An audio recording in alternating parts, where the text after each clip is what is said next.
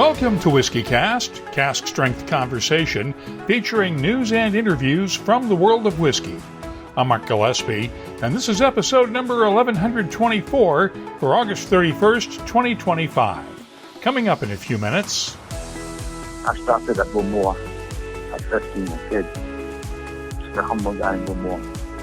And my old teacher said, Jim, never forget where you came from, and you'll always know where you're going. I've never forgotten that. I've never forgotten my roots. This week we're continuing our series of appreciations leading up to the 20th anniversary of WhiskyCast this November. I dug back into the archives for an interview I did with the legendary Jim McEwan in May of 2013, just as he was celebrating his 50th anniversary in the whiskey business during the Feis Ile party at Bruichladdich. That's just ahead on WhiskyCast In Depth. I'll also have the What I'm Tasting This Week department, Behind the Label, and much more. The news is next on this week's WhiskyCast. Crafted with time, shaped by nature, perfected by generations. From Yamazaki to Hibiki to Hakushu, every drop of House of Suntory whiskey is a reflection of where it comes from. House of Suntory, this is Japanese whiskey. Enjoy responsibly. Suntory Whiskey Single Malt and Blended Japanese Whiskey. 43% alcohol by volume. Copyright 2025 Suntory Global Spirits Import Company, Chicago, Illinois. Hey, it's Gabriel from Dewar's Whiskey. Here's a quick tip. Whenever you're pouring great whiskey, especially something like Dewar's 12-year, don't overthink it. All you need is a few glasses and a couple of people worth sharing it with. The rest takes care of itself. Back in a bit. Let's get started with the week's news. It's brought to you by the Dalmore. The union representing 170 workers at Diageo's Crown Royal bottling plant in Amherstburg, Ontario, plans to fight the plant's scheduled closing next February. Diageo announced the closing this week as part of its $625 million cost-cutting program. The drinks giant plans to move bottling operations for its U.S.-bound Crown Royal to its plants in the States, but emphasized in a statement that Crown Royal will continue to be mashed, distilled, and aged in Canada. In addition, all Crown Royal destined for Canada and other export markets will continue to be bottled at Diageo's plant in Valleyfield, Quebec. More signs of trouble in bourbon country. Independent Stave plans to lay off 110 workers at its Kentucky cooperage in Lebanon, Kentucky in October. The cooperage is going to a single shift each day because of slowing demand for new barrels. And Stole Group wants to pay off its debts with maturing whiskey. The company is in Chapter 11 bankruptcy proceedings and has proposed to pay $78 million in debts with 35,000 barrels of maturing Kentucky Owl whiskey stocks and a lien on the land for what was to have been Kentucky Owl's distillery campus in Bardstown, Kentucky. Fifth Third Bank says no. It wants cash, saying the bourbon might bring $20 million, given the slump in prices for bulk whiskey. Turning now to tariffs, the Trump administration will ask the Supreme Court to overturn an appeals court ruling that many of the tariffs President Donald Trump announced earlier this year are illegal. The appeals court held that Trump improperly used an international emergency powers law as the basis for his tariffs, but stayed its ruling until October to allow time for an appeal to the Supreme Court. American liquor won't be returning to retail shelves in Ontario anytime soon. Premier Doug Ford said this week that his province's boycott of American spirits and wines will continue until U.S. tariffs on Canadian steel, autos, and other goods are lifted. This week, Brown-Forman cited the Canadian boycotts as the reason for a 60% decline in exports to Canada. Brown-Forman reported a 3% decline in overall net sales during the first quarter of its fiscal year, though there was positive news from emerging markets such as Turkey, Brazil, and Mexico. Emerging market sales gained 25% over the previous year. Those gains were tempered by a 2% decline in U.S. sales and a 9% drop in established markets, including Canada. In a sign of slowing demand for whiskey worldwide, Brown-Forman also reported a 40% plus drop in sales of used barrels. CEO Lawson Whiting remains optimistic despite what he called a dynamic business environment. Lagging U.S. demand also hurt Pernod Ricard, which announced its fiscal year earnings Thursday as well. Slow sales in the U.S. and China dragged down revenues by 3%, while profits were down by 0.8%. U.S. sales were down by 6%, and Pernod Ricard executives expect this to continue this year with uncertainty over tariffs. Chinese sales were off by 21%, led by declines for the company's Scotch whiskey and cognac portfolios. The company's Chivas Brothers Scotch whiskey unit reported a 3.4% decline in global sales for the fiscal year ending June 30th, but emerging markets showed a brighter outlook. Africa and the Middle East were up 22% over a year ago, while Brazil was up by 7% and India up 1%. In other news, we reported several years ago on the plans to revive Scotland's Colburn distillery, which was shut down 40 years ago in 1985. Construction at the site is expected to begin later this year, with production to start in 2027, and former Benromic distillery manager Keith Cruikshank has been named master distiller. Jack Daniel's is betting on a new permanent addition to its range. The single-barrel Heritage Barrel Tennessee whiskey will now become a year-round part of the Jack Daniel's single-barrel collection. The Toasted Barrel whiskey first came out as a limited edition in 2018, and master distiller Chris Fletcher knew back then they were on to something special. A lot of people even here in Lynchburg call every special release that we've done the Heritage Barrel release. And so, it always kind of stuck in the back of my mind how this name Heritage Barrel has started to resonate even more so than maybe we wanted with those first couple of releases. However, thinking back in 2018, that was a pretty big move for us to do a really limited single barrel offering, not something that we had done very often. And with the treatment of this barrel, and we'll get into process in just a second. Obviously, it created this really unique flavor profile. It was something that we were very, very happy with. And it did get a lot of accolades back in 2018 when we released it. So we knew we were on to something good. The 7-year-old whiskey entered barrels at a lower entry proof and was matured in some of the highest elevated warehouses in Lynchburg. It'll sell for $69.99 a bottle. I received a sample the other day, and I'll have my tasting notes for it later on. Other new whiskeys to mention this week, Bruichladdich is out with Turas Math No. 1, the debut release in its Westering Home collection. The whiskey blends single malt that has been matured for 15 years in Manzanilla sherry casks, with malt finished for 5 years in Amarone casks after spending 10 years in refill oak. It's bottled at 55.9% ABV and carries a suggested retail price of $192.99 a bottle. Laphroaig is releasing the second installment in its Wall collection. At 39 years old, Rope is one of the oldest Laphroaig releases yet. It was matured in Oloroso sherry hogsheads and finished in PX sherry butts.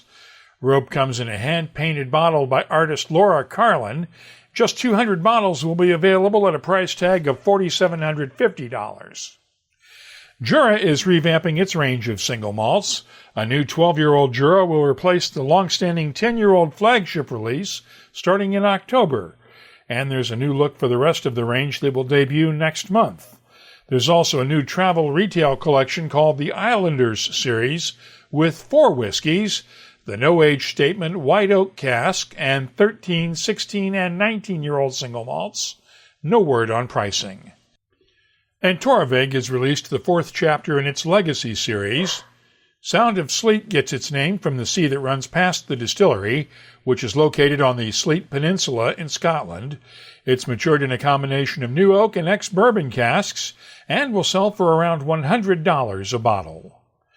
Drinks International has released its annual list of the most admired whiskeys in the world for 2025, and Michter's has topped the list for the 3rd straight year. Suntory's Yamazaki and Hibiki whiskeys came in 2nd and 3rd, followed by Ardbeg and Compass Box. The American Distilling Institute handed out its annual awards this week at the ADI Craft Spirits Conference in San Antonio. Colorado's Talnua Distillery won America's Greatest Whiskey of 2025 honors for its Bourbon Cask and Stave Series Single Pot Still American Whiskey. Kilchoman Batch Strength was named Best International Whiskey. In the competition for sourced and blended spirits, Joseph A. Magnus Cigar Blend won the Best Domestic Whiskey Award, while Castle Dew Blended Malt won the award for Best International Whiskey. And finally, the McLean brothers completed their 9,000-mile row across the Pacific Ocean in world record time. They arrived Saturday in Cairns, Australia, 139 days after leaving Peru. So far, they've raised almost $950,000 toward their goal of $1.3 million to fund clean water projects for 40,000 people in Madagascar. We've posted a link for the McLean Foundation's whiskies sold through Royal Mile Whiskies in the show notes for this episode at whiskycast.com. That's also where you can keep up with the latest whiskey news all week long, along with the WhiskyCast community app. The news is brought to you by the Dalmore. Hello, Richard Patterson here, Master Distiller, Master Blender for the Dalmore. You know, whenever the team and I are in the world sharing our exceptional single malt, we like to keep in touch with Mark Gillespie and the latest news from WhiskyCast.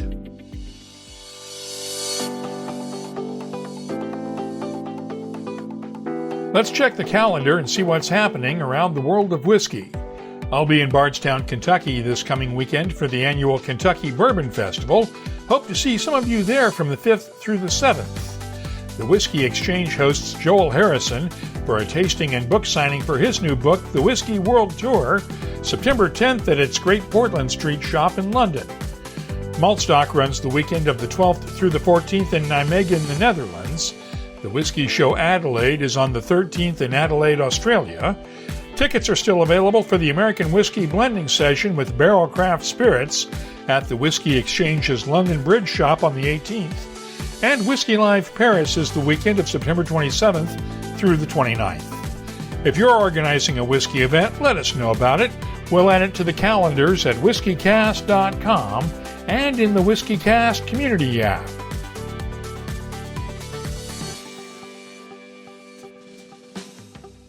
Throughout the years, Dewar's has created some incredible whiskeys. But our new Dewar's 12-year-old, that one's a personal favorite. It's the kind of scotch that earns praise from the pros, but still feels right at home in the middle of a good night with friends. Every pour opens up with notes of vanilla, toffee, baking spice, and a smooth oak finish. It's rich, it's approachable, and it has a way of bringing people together. Whether it's around the table, the fireplace, or just wherever the night happens to take you. Look, the glasses may hold the whiskey, but the whiskey? That's what holds the moment. Please enjoy responsibly. Copyright 2025 Dewar's is a trademark. Imported by John Dewar & Sons Company, Coral Gables, Florida. Blended Scotch whiskey, 40% alcohol by volume. WhiskyCast In Depth is brought to you by Glendalough Irish Whiskey. Jim McEwan is enjoying a well-deserved retirement now at home on Islay after more than 50 years in the whiskey business. Jim was one of my favorite interview subjects over the last 20 years of WhiskyCast, and as we get ready to celebrate our 20th anniversary in November, here's a blast from the past. My May 2013 interview with Jim on the eve of that year's Feis Ile on Islay, where he celebrated his 50th anniversary in the whiskey business. This is a big weekend. I know that the Distillery Day is on Sunday, and you're going to be doing a lot to celebrate the anniversary, right? Yeah, it's 50 years in the whiskey business for me, which is quite remarkable. In the world of alcohol, to survive for 50 years is really an achievement, you know. When you're working on whiskey every day of your life, but still loving every minute of it, still passionate about it, still enjoying it, particularly now that we're under the auspices of Remy Control. And that's been absolutely phenomenal and great takeover. They understand what we're about. The message is clear from Remy that just keep doing what you're doing. That's why we bought you. So that's really just giving everybody a huge lift. We don't want to be computerized. We just want people at every stage of the game. So that's been a major, major lift for everybody, the staff here. We don't want to shed people. We want to keep people on. So it's really good. We're up to about 60 people here now, which is quite incredible. Things are going really well. For myself, 50 years, I can clearly, we all remember certain days of our life, but the day you start your first job, you never forget. And I remember going through the gates of Bowmore in 1963, a skinny little lad, with no idea where he was going, other than he wanted to be a cooper. That was all I ever wanted to do. And I was very, very fortunate to achieve that dream. And I always remember that day. I always remember the day I made a barrel that didn't leak for the first time. You can imagine when you're a cooper and you're a young kid and you're making barrels, and then you make one that actually holds water. You think, oh my God, I have arrived. It was such a brilliant moment, you know. So, yeah, my 50 years has been peppered with brilliant moments. I could reminisce all day about them. You know, the first spirit coming through the line at Bruichladdich, amazing. Choosing the first black Bowmore in the vaults for a Gale Force 10 coming off the west coast. You know, just fantastic. Traveling around the world and teaching the world or preaching to the world. Whether they were listening or not, I don't know, but some of them must have got the message. And just making so many friends, not just for Bruichladdich or Islay, but for Scotch single malt. I mean, that was way before there was brand ambassadors out there. It was just, I remember going to the States for the first time, you know, introducing Bowmore whiskey, which is heavy peated, and they just didn't get peat at that time. How things have changed. So it all started way back then. There was only about 3 guys around the world. There was myself, Jim Cryle from Glenlivet, and John Grant from Glenfarclas. We were the first men in space to step outside the spaceship. So these were great times. But the future's looking good. I'm really excited. The gin has been a huge success. It's given us even more stability. It's been creating more jobs. And with Remy coming in, we've had double production. Not that it's huge. I mean, we're doing 1.5 million, but it's all handmade. I mean, the big plants are now doing 5 million, 10 million. We do 1.5, and that sounds stretched. But we're doing it by hand, and so we don't sell to blenders. So it's just great to see young islanders coming into the distillery and learning the craft and learning the ethos of Bruichladdich, where it's a family. I remember saying that to Rennie when they bought us. They said, you didn't buy a distillery, you bought a family. That's where you spend your money. And that's the best investment you ever made in your life. And since Remy's a family-owned business or a family-controlled business these days, it made perfect sense, a good marriage for the two. Absolutely. They totally get it. They get the whole thing. They understand how we work here. And I've been there and I've seen them doing the cognac and all the stuff, and it's just the attention to detail and quality it blows me away, actually. It's just phenomenal. So the whole island, it's like every year. I started this festival in 1999 in Islay, and I reckon this year the tills of Islay will be ringing to the tune of could be €250,000, you know. Which is phenomenal. But every year at this time, I look out my office window and I look towards Europe, and about a week out, I can see the dust clouds rising across Europe as the worldly beast of single malt start the great trek. And on they come, and the cloud gets bigger every day, and suddenly we are here. The worldly beast of malt have arrived. It's just a great journey we make every year, all these single malt fans, you know. It's quite amazing. And we're here today, and Ireland is showing its best. It's sunny, it's warm, that fresh May, June wind is coming in. The sea is a Bruichladdich blue, and they're just everywhere. We are so lucky to have, I don't mean Bruichladdich, we as an industry are so lucky to have such a following. And in 50 years, I've seen single malt go from nothing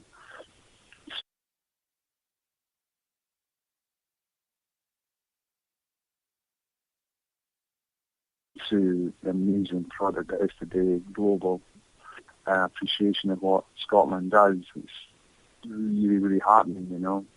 So myself, what's the future? Well, Remy have asked me to stay on for asked me to stay for 3 years, so I've agreed with that, just to help the young kids coming in. I've got a young manager, I've got a young blender, so they're coming along superbly well. The local boys that come from distilling families, third, fourth generation.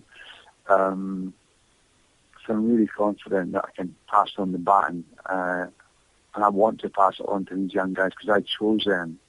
I was their teacher, so if I hadn't done my job, hadn't done my job well, I couldn't pass it on. So I'm just watching them each day. It's just getting better and better, and the confidence is growing. So that's been so much satisfaction that we've got Islanders, Elaks as we call ourselves, the Gaelic name for and another person, they're ready to rock, you know. It's just a great feeling. Also remember, with great, during the first day I walked through the gates of Bruichladdich, 6th of January 2001, I just left Suntory Blue Chip Company, which I loved dearly, after 38 years at Beaumont, coming in the gates of Bruichladdich and thinking, wow, Jim, you made the biggest mistake of your life. But I was wrong. There was a pulse in the distillery, and we got it back to life. It was amazing. So yeah, lots of highs. And so on Sunday, the masterclass is sold out. I mean, it's just totally sold out. I think that's going to be an extremely emotional day for me. So I'm looking forward to it, but it will be emotional, that's for sure. What are you pouring for that masterclass? I've got some amazing stuff. I'm creating. I'm sitting creating all the time. My first whiskey up is Isle Barley, which comes from a farm called Island Farm. It's on just outside Beaumont in Rocheportown. It's 2006, and the farmer's name is Ian McCarroll. His wife is called Margaret. He's got 3 daughters. I know their names. I know the dog's name. So Isle Barley, without doubt, is the most exciting thing I've seen in a long, long time. There's a quality and innocence about Isle Barley because the barley is growing in salty soil, because every day we are sweat with the showers coming across from Canada. There's a lot of salt in the soil. It's coming through beautifully, and I'm just tasting a 2007 Isle Barley when you call there. Jesus, it's just so innocent. It's so pure. The colour is it's almost like the colour of lilies, primrose. It's not bud and matured, of course. It's got fantastic floral notes, mixing with notes of gooseberry and pear, apple, twist of lemon in there. Just driving me nuts. I'm sitting here tasting it. The texture is succulent. It's like lemon meringue, maybe laced with a little honey, and you get that nice tidal surge of slow distilled spirit. Just floods onto the palate, it just moves over the palate, and you think, holy shit, this is just amazing stuff, no contamination. It's just so young and innocent. I can't say it reminds me when I was a kid, because I was not young and innocent, but it's got that innocence about it. It's got an air of gentle grace, and it's just amazing. So that's my first one. The second one is Black Art 4, which I've just created. And I can't tell you anything about that. You never do tell us anything about the black art ones. Nah, nobody will ever know. I take it with me to my grave. I just change it all the time. And then my third whiskey, I'm bringing on an old friend long before we got here. I had some good hogsheads, not so good hogsheads, sorry, of 22-year-old. And about 4 years ago, I recast a lot to fresh bourbon. And it's just revived it, because the casks were quite old. There wasn't much sweetness in it because they'd probably been filled 3 or 4 times during the Jim Beam days. So I've got a 22-year-old that's really outstanding, and I just hope that my whiskey can match this 22-year-old old-style classic Bruichladdich. It's just phenomenal. Number 4 is the special 50th anniversary festival bottling. And what I've done, I've put together 100 years of Bruichladdich. I've used 5 different styles of whiskey and different ages of whiskey, which accumulated the different ages comes to 100 years. And wow, I tell you. And there's no big price on it. We're selling at reasonable prices, £70 for 70 cents a litre. I mean, we're not asking crazy prices. We're not asking people to stand outside the door for 3 days. The 700 bottles you come in, it's, you know, we're not numbering the bottles because we don't want people to say, I've got bottle number 3. We're just regular guys. You know, everybody's equal. If you pay the same money, you should have the same value, so we're not putting numbers on it. It's just total nonsense, you know. And then I have number 5 as a personal cask of mine. It's a cask of Port Charlotte from 2001. It was in bourbon. And then 2 years ago, I put it into a Lebanon Rothschild red wine cask. And the colour is like, I would describe it as like an African sunset. It's a beautiful red gold haze. And it tastes truly, truly amazing. I've just got my taste notes on it here. Like I said, the colour is a Cornelian flame. There's a lot of phenol on there. It's Port Charlotte. Port Charlotte's my son. We created it. The last time a Port Charlotte whiskey was tasted would have been in 1923. That's when Port Charlotte Distillery closed, the last time it was done. So I'm really, really pleased with it 90 years ago. Lots of phenolic, lots of seaweed, but there's more to it than that. The Mouton Rothschild is bringing a lot of nice fruit to it. It's like black cherry gateau. You know, that dark cherry gateau sweetness. Mm-hmm. There's a lot of good bit of marzipan and lemon in there. A little twist of chocolate orange amongst all the peat smoke and all that stuff. It's like a cliff diver. The guy who dives off a cliff, he catches a wave. This one, when you go into glass, you just keep on in and in and in, and the deeper into glass you go, the more flavours evolve. It's just a beautiful thing.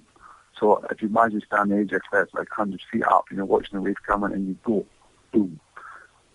You cut the water like a gannet. When you go into this glass, you go boom, and the deeper you go, the more and more it's, you know, it's just beautiful. A bloodhound would not go bored with this. It's so good. So that's my personal cask. And for my final whiskey, I'm doing the classic Scottish barley, Bruichladdich Scottish barley. We're very much into Scottish barley, as you know. And that's just old style Bruichladdich, as it used to be. So that's my last drum of the day, and it all becomes very emotional at that point because I have 2 great singers, and as we drink that dram, after silence, and there's an old man and a beautiful girl called Norma Monroe plays acoustic guitar, a voice like crystal. So they sing this song called An Afterhard, which is the Gaelic for the sound of the sea. It's our national anthem. Imagine the scene, the old man and the young girl. And they're singing, he's singing just straight mouth music in Gaelic. And then we do the chorus together, and then she comes in and does a verse in English. I tell you, there will be tears. You could swim in the tears. It's going to be so emotional. It happens every year. People just crack up because it's the anthem, you know. So that's my 6 whiskies. And I'm still working on a dream. You know, I could put 20 whiskies out there, but I want to give something personal for my collection. Festival bottling is 100 years of Bruichladdich put together. I've selected different casks and different styles. So how's your health? I heard you had some hip work done a few months ago. Actually, I've got some brain work done, nevertheless the hip work. Yeah, I'm fine. It's done. I was back at work after 2 weeks, no problem. It's a great operation. So I've had 3 hips and 2 legs, and that's just after years and years and years of kicking barrels. Working in warehouses and kicking barrels. Even a young kid, you run and you just kick the barrels, and you became an expert at it. So I'm fine and fit. I'm in good shape. So they gave you another good 10 to 15 years at the distillery then, right? No. Definitely not. I've got 3 lovely grandchildren, and they're coming off the ferry in about half an hour. I can't wait to see them. They're home for the festival and the celebration of 50th. So I've got 2 granddaughters and a grandson, 3, 2, 1, that's the years. So, of course, they live in Glasgow. So I'm hoping as they get a little bit older, they will come home and spend the summers with me. And I can tell them all the nonsense and all the stories that grandfathers only can tell their grandchildren. So that's what the future holds. But I will stay with Remy for another 2 years, there's no question. I love their way of thinking. They've invested a lot of money in the distillery, and boy, we needed it. We definitely needed it. So they're investing money, they're leaving it very much alone. So Bruichladdich not always been easy, and you know that. Mm-hmm. Sometimes Bruichladdich, that was 12 hard years, very little money. Sometimes it was like walking through a blizzard with a bag of rocks in your rucksack, and you think, oh, Jesus, wow, this is just, I can't go on. But you do go on, because you've got to go on, because people are depending on you. You go on and on. However, and now, after 12 years of walking in darkness, so to speak, and always smiling, all the crew here, we're always smiling, always happy, it's always do our best with our family. But now, it's just come to me recently, Jim, the journey's over. You can take the rucksack off. You're now walking in sunshine. You're not walking in a snowstorm. Enjoy the warmth. Enjoy the freedom for the last couple of years. You deserve it. That's what I'm saying to myself. And that's how I feel about it. Take some pleasure in what you've achieved. And I hope to do that. And if God gives me the health, which I hope He will, that's how I see it. I just want to enjoy 50 years of always hard work. I travelled around the world for 8 years for 33 weeks a year. I never saw my family. Growing up, a huge commitment from my wife. If it wasn't for my wife, I don't know. She was there. She brought the family up. She kept the home together. And of course, we have our detractors at Bruichladdich, but hey, it's only opinions mean nothing. So yeah, we're in good shape. And my old boss, the old Cooper, I started at Beaumont at 15, a kid. Just a humble guy in Beaumont. And my old teacher said, Jim, never forget where you came from, and you'll always know where you're going. I've never forgotten that. I've never forgotten my roots. I'm still going there with jeans on, pushing bars, all that sort of shit. And that's what I do. That's all I know what to do. So man's word on to never forget where you came from, and you'll always know where you're going. So I'm happy, contented. It's looking good. Looking really, really good. I have a couple of quick listener questions, if you have a minute. I know you want to go pick up your grandkids at the ferry, but let's talk about the future. One of the things that you've been doing for the last 10, 12 years now was working with the Murray McDavid brand that came in as part of Bruichladdich. Bill Ricker in Boston wanted to know, will you be doing anything with Murray McDavid now that it's been sold off to ACO? No, it's gone. Remy, it's not me. I don't make that decision. The decision is of Remy Control. We just want to give all our focus on Bruichladdich and Port Charlotte and Octomore. We cannot expend any energy on other products. So everything and all the monies are going to with double production. We will not be doing anything else. ACO will do a great job with Murray McDavid, and I wish them well, but we're just focusing on Bruichladdich.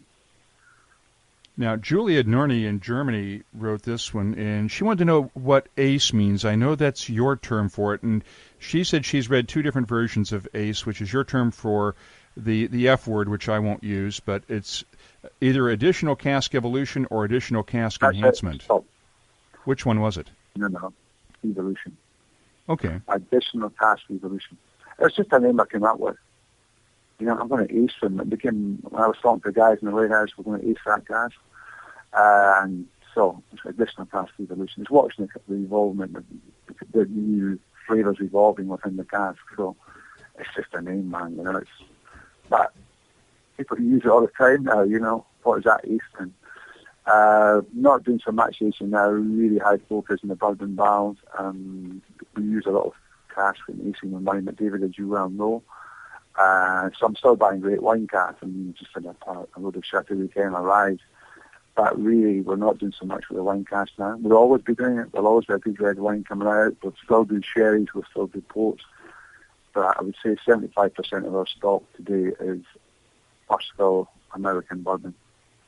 We have recast everything we bought from Jim Beam years ago, and it's just such a blessing. When I go to the warehouse now, before I had to go through 20 casks to find one that was decent, up to my standard.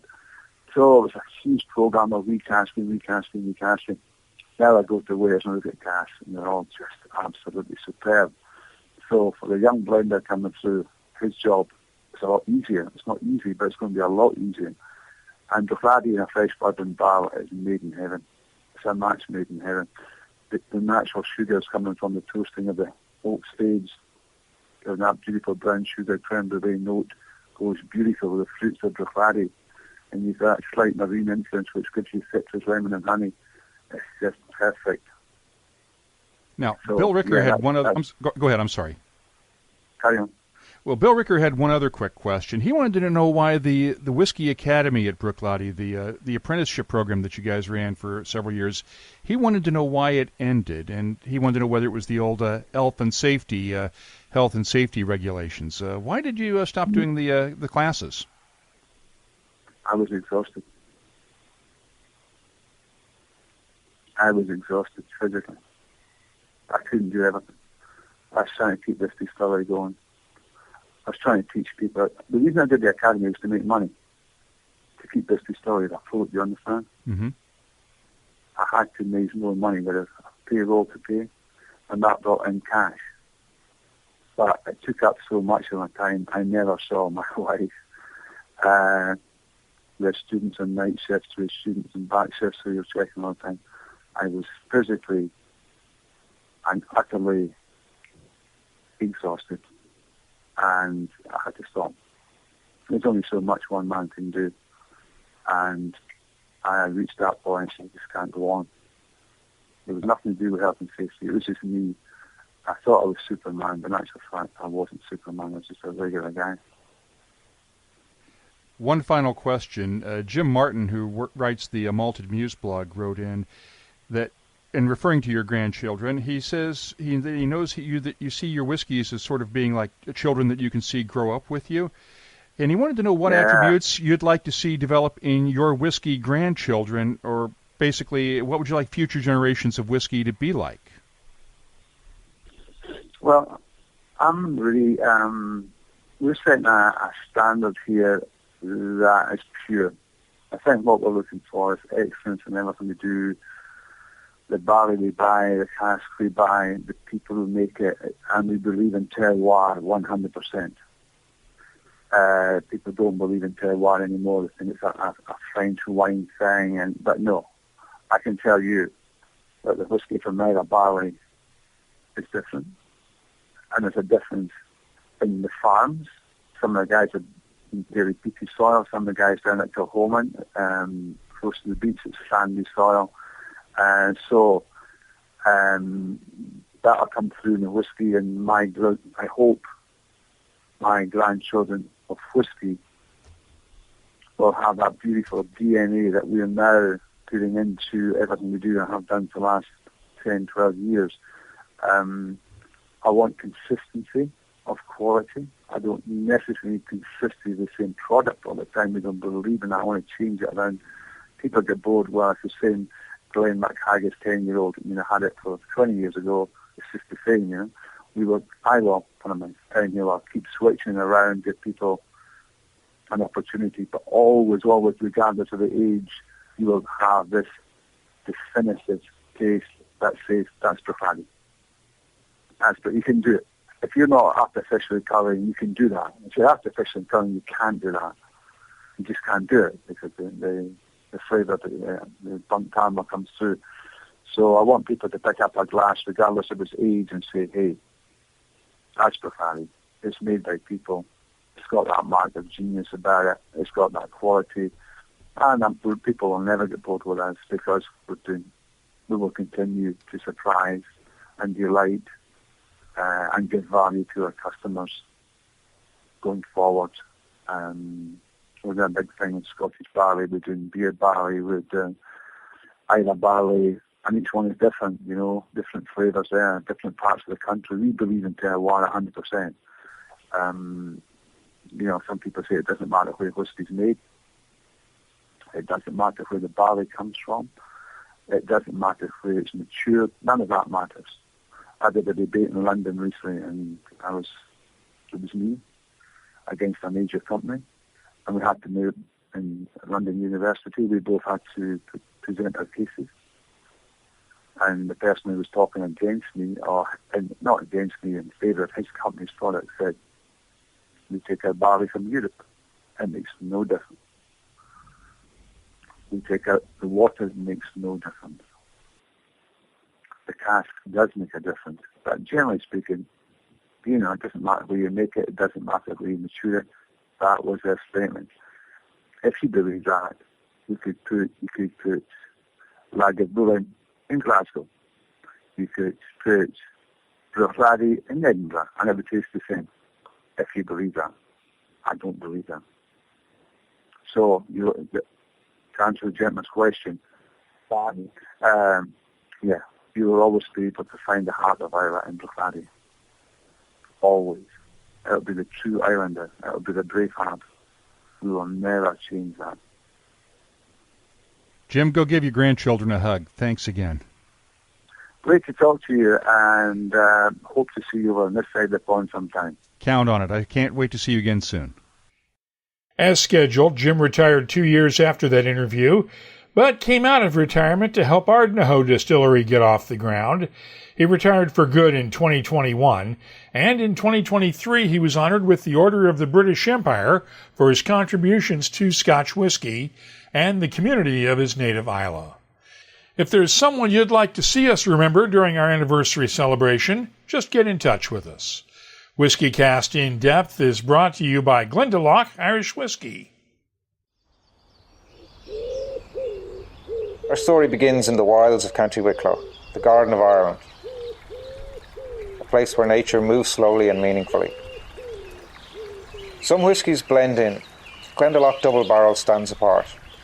I'm Rowdy Rooney, head distiller here at Glendalough, and I personally oversee our whisky making process from start to finish. We do things slowly, and we do them right. We start with a smooth, single-grain Irish whisky. We age it in flame-charred American oak for soft vanilla and a honeyed depth. Then we finish it in Oloroso casks from a small bodega in Spain.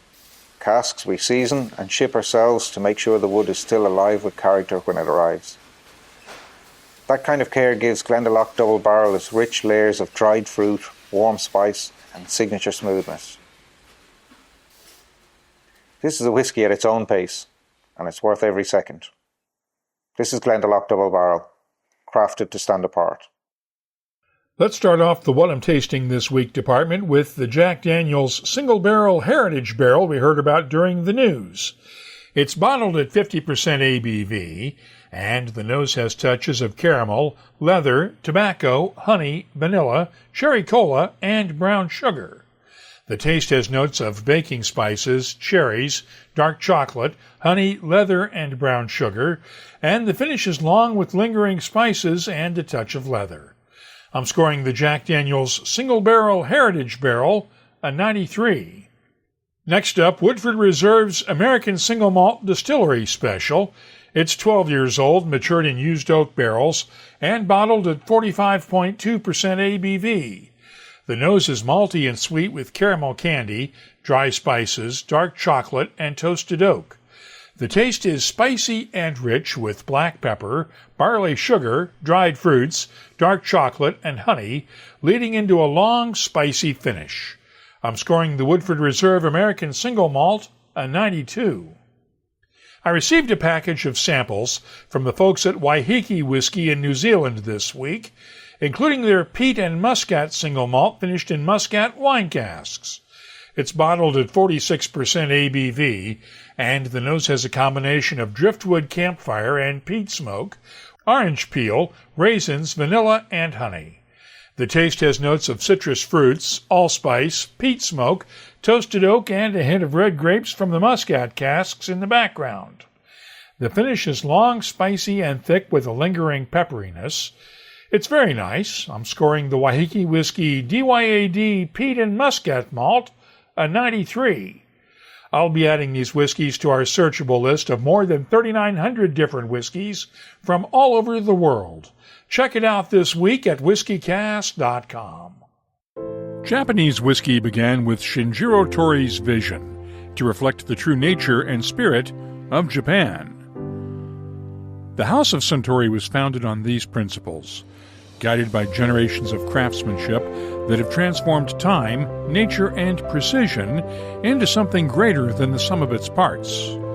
Pure waters from the mountains of Hakushu, Mizunara oak shaped by decades of patience, a blending philosophy rooted in harmony. These aren't just techniques, they're a way of thinking, a quiet pursuit of balance and depth.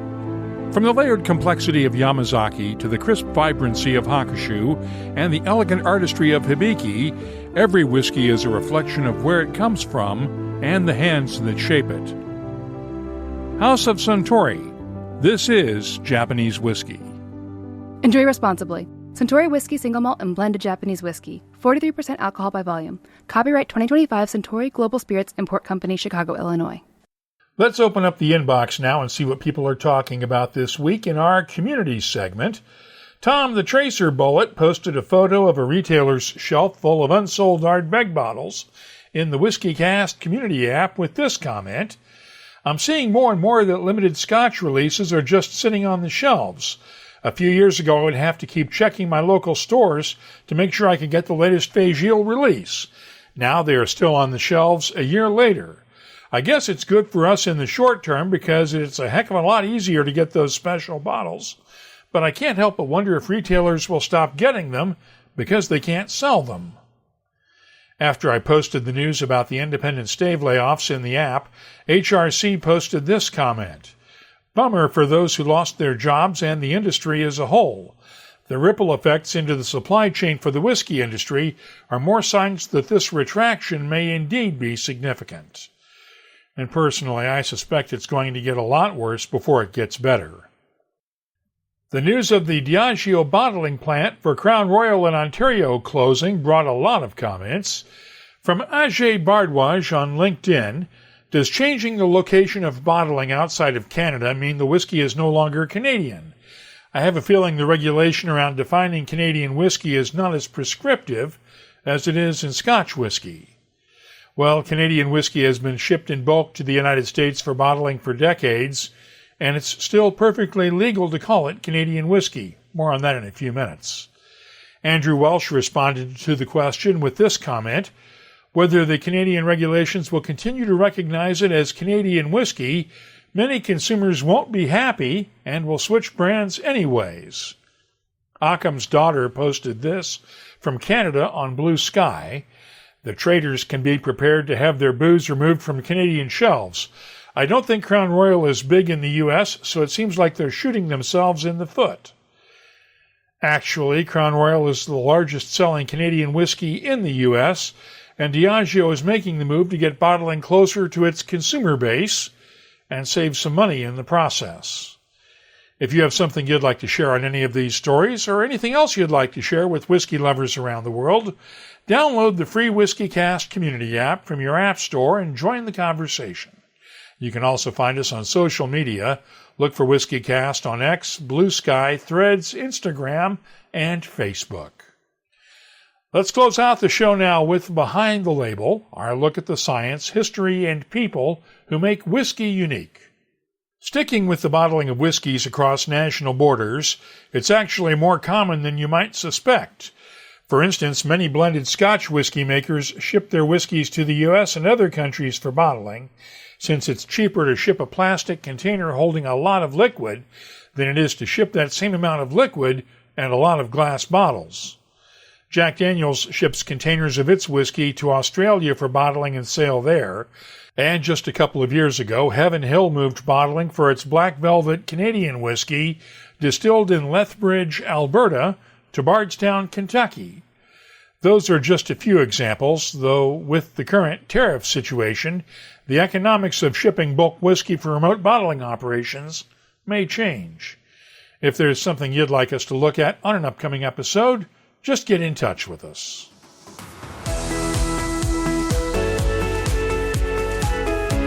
That's all for this episode of WhiskyCast. You'll find links for the stories in this episode in our show notes at whiskycast.com.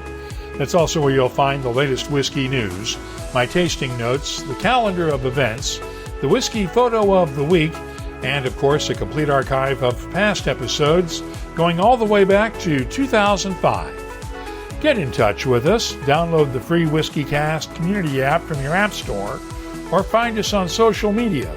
We're on Blue Sky, X, Threads, Instagram, and Facebook at WhiskyCast, and our email address is comments@whiskycast.com. There's something special about opening a bottle of Dewar's 12-year with the people who matter most. It brings out the stories, the laughter, and the kind of moments you don't plan, but never forget.